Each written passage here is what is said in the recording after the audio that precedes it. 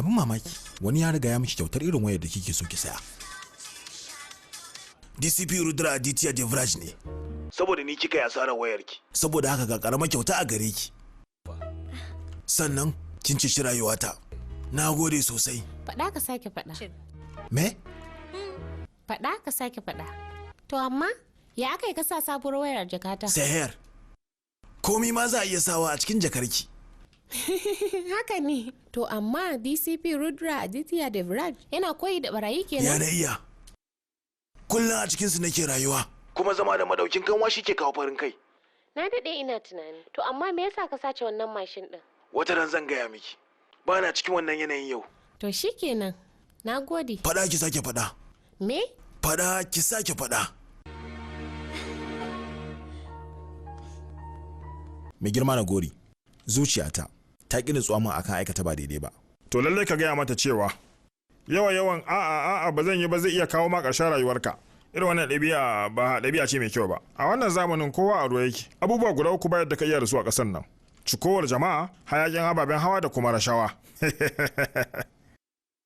Yi maza ka samu hannu a takardar nan. Mai girma na gori, ka gayyato ni nan, ka martaba ni, amma kada ka tunzura ni. Gwara ma ka bar wannan wasan.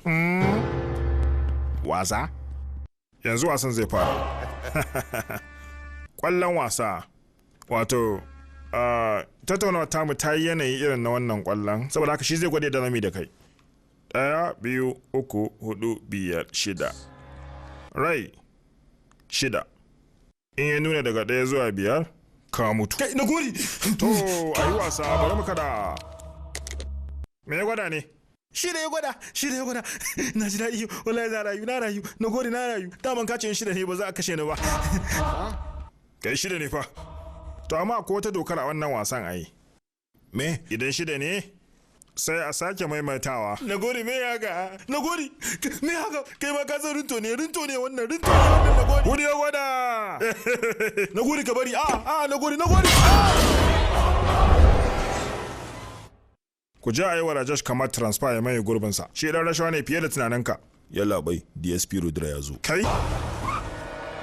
Ku yi ciki, ku daga shi daga nan. Maza ku yi da cikin kuma na. Zan cika aniyar mutum fa. Kona shi zuwa toka wannan makonar. Canjin guri.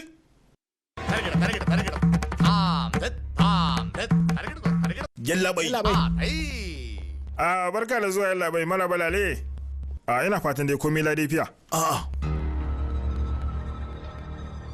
Prithvi wato dan gaban goshin dan majalisar Dallari yana karban kuɗi daga hannun al'umma. Zo nan kai. Ka faɗa wa Prithvi idan yana son ya rayu ya daina wannan. To, yalla bai an daina. Mu tattauna. Kai fadam. Daga wannan.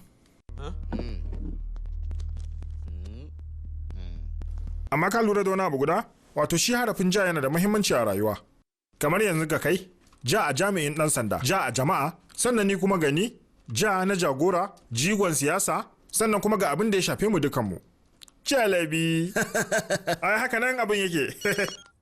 Hello, na'am Seher. Haba me na ihu kuma, zan zo nan ba da darewa ba, kin ji? Kai da waye, masoyiyar sirri? To wannan yayi kaɗan.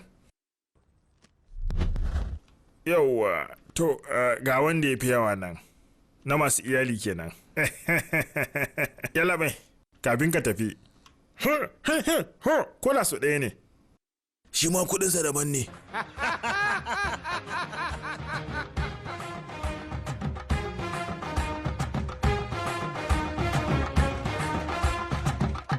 Kaga?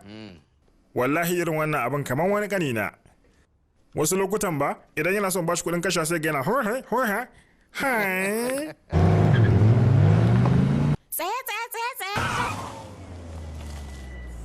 Gwara da ka zo, kalla abin da yake faruwa. Abin ya baka tsoro ko? Ma'aikacin gwamnati a fili yana karɓar cin hanci. Kalan shi kuma za ka yi, ka kama shi mana.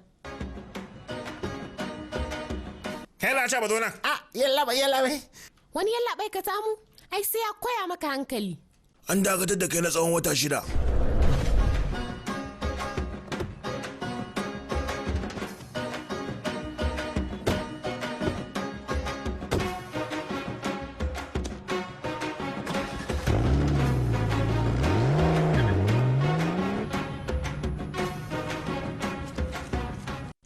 A nawa ra'ayin cin hanci ya ma fi kisan kai. Mutane na tsoron cutar jeji da mashasharan tsuntsaye. Amma wannan shine babban cuta. Rashawa abinda mutane ya kamata su ji tsoro. Ni a tsorace nake.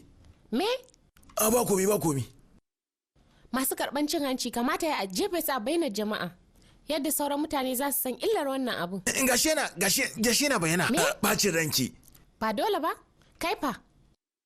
Ai ni gaba ɗaya ma firgice nake. Me? Ina nufin ni ma kai na raina ya ɓaci. Ai dole ranka ya ɓaci. An kai iyaka. Komi yana da iyakarsa. Amma me yasa kake ta zuba? Saboda gaba ɗaya firgice nake wallahi. Me? Ina nufin AC na ne ya lalace. Shi yasa kika ga ina ta zufa.